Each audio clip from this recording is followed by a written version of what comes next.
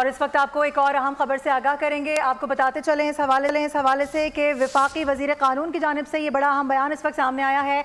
एक निजी टीवी को इंटरव्यू दिया गया है उनकी जानिब से, जिसमें उन्होंने कहा कि मेरी राय में एडहॉक जजेस तैनात होने चाहिए। एडहॉक जजेस की तैनाती की आइन इजाज़त देता है। एडहॉक जजेस चीफ जस्टिस ने नहीं बल्कि जुडिशल कमीशन ने मुकर्रर करने होते हैं।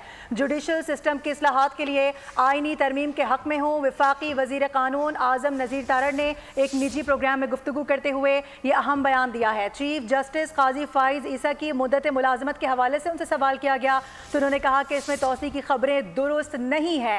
पेंशन बिल ज़्यादा होने की वजह से सरकारी मुलाजिमीन की मुद्दत मुलाजिमत में तौसी की बहस ने जन्म लिया। साथ ही उन्होंने ये भी बताया कि दुनिया भर में सरकारी मुलाजिमीन की रिटायरमेंट की उम्र की हद में इजाफा हुआ है। पेंशन की मद में हुकूमत को भारी रकम अदा करनी पड़ती है।